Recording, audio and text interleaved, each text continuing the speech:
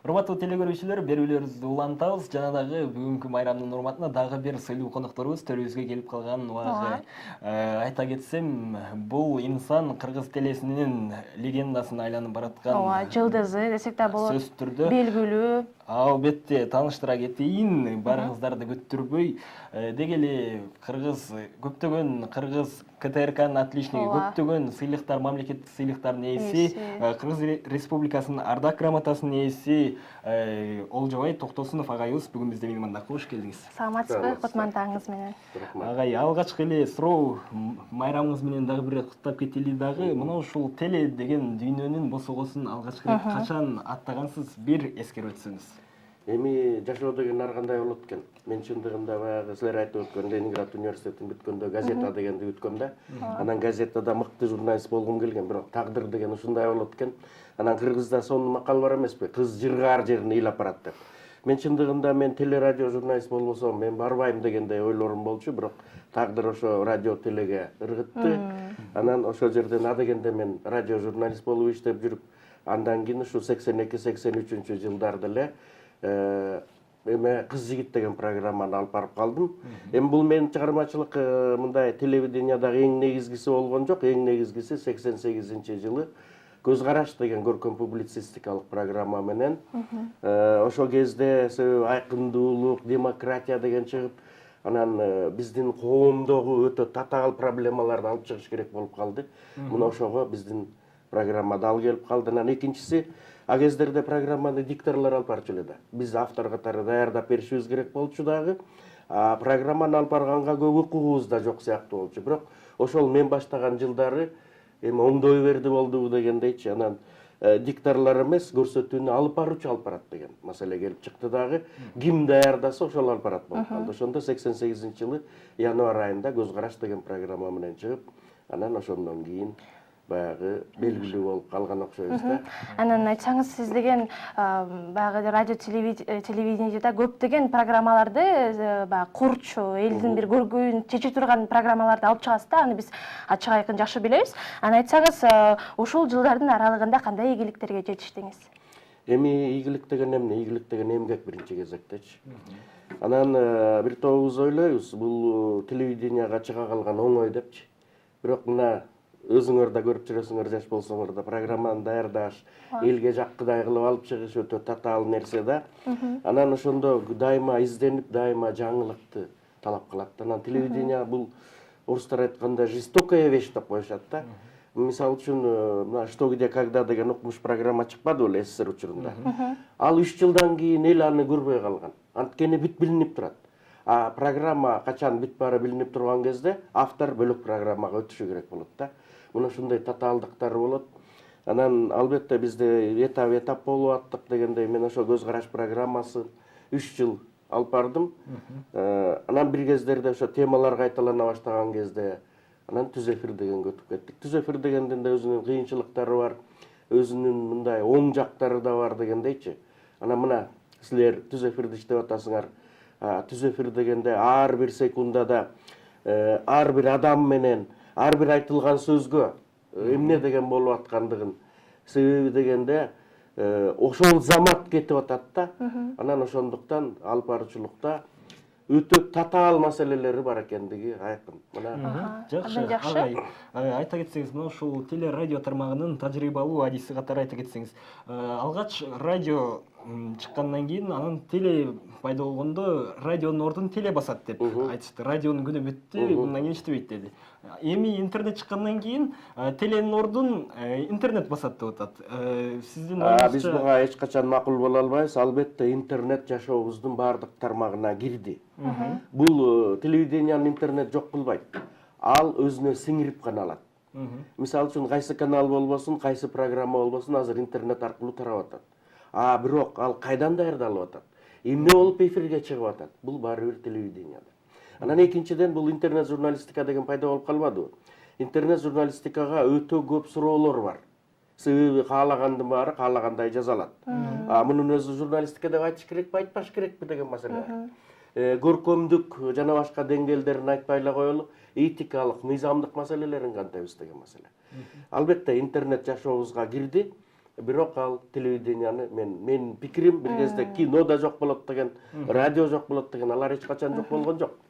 Телевидение да ошол сыяктуу эле интернеттин менен карама каршылыгы күчтүү болот.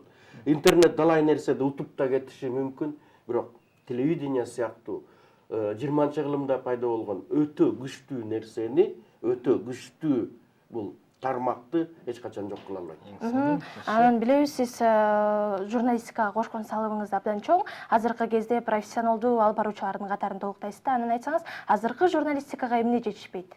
Менин оюмча мына жаш журналисттер дайыма жолугушууларда, жөн жолугуп калганда да ой пикирлерди сурап турат. Мен кээде мындай таарынтып албайын деп ар кайсы нерселерди айтам.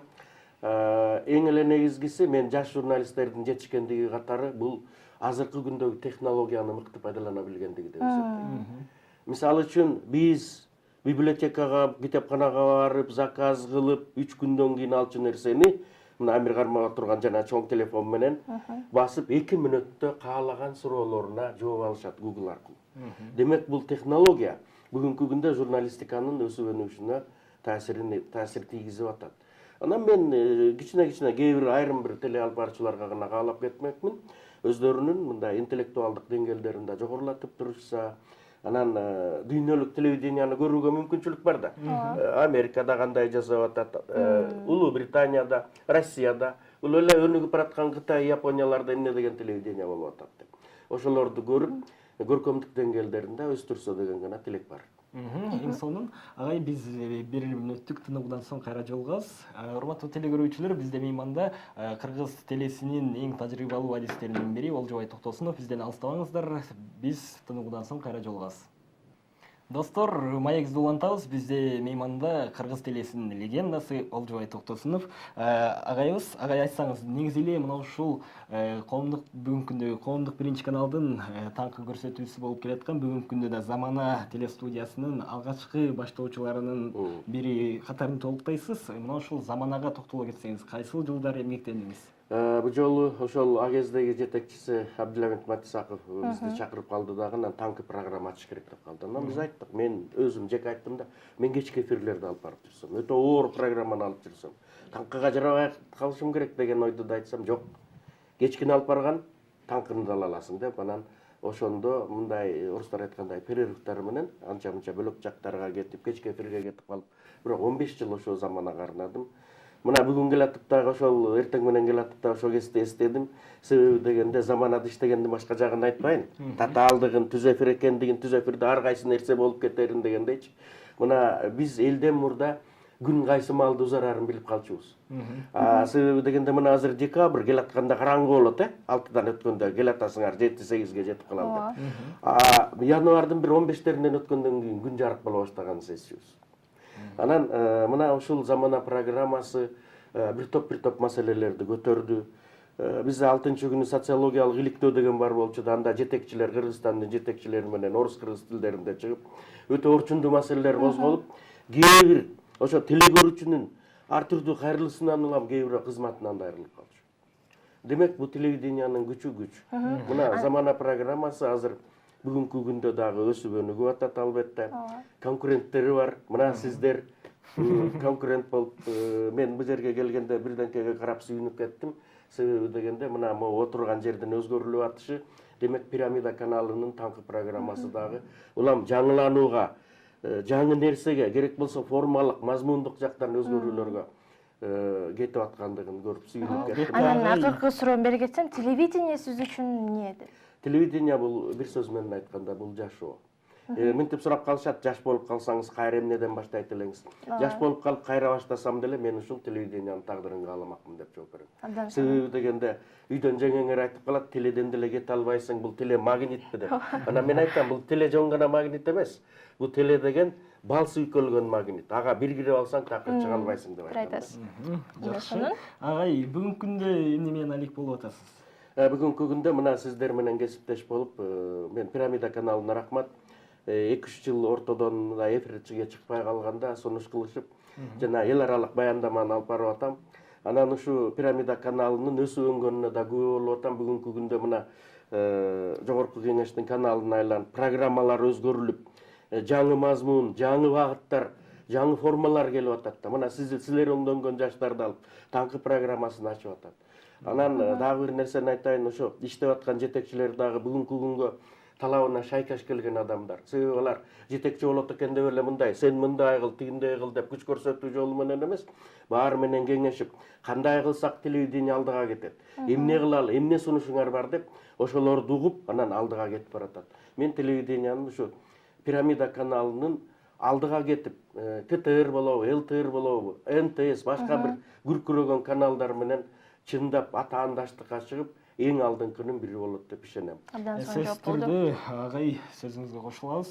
Ыраазычылык билдиребиз агай. Дагы бир ирет майрамыңыз менен тилекке каршы убактыбыз. Силерди дагы майрамыңыздар менен куттуктайм. Бир 10 секундуңарды алып, мен көп адамдар менен иштештим.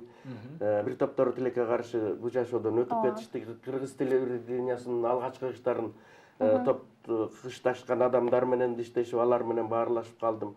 Бүгүнкү күндө ушу мени көрүп отурган кесиптештеримден, бул жеке эле биздин кесиптегилердин эмес, телевидение эл үчүн кызмат кылат, элдин майрамы. Мына телевидение ушу элдин тилегин аткара берсин, эл күткөн программаны, элге жардам берген телевидение болуп жүрө берсин деп баардыгын куттуктап кетмекмин. Чоң рахмат. Чоң рахмат Агай, сизге. сизге ыраазычылык. Урматтуу телегөрүүчүлөр, бизде бүгүн мейманда Кыргыз телесинин легендасы, Кыргыз Республикасынын ардак грамотасынын ээси Олжобай Токтосунов агайыбыз болуп өттү. Биз болсо музыкалык чыгармага сапар алабыз.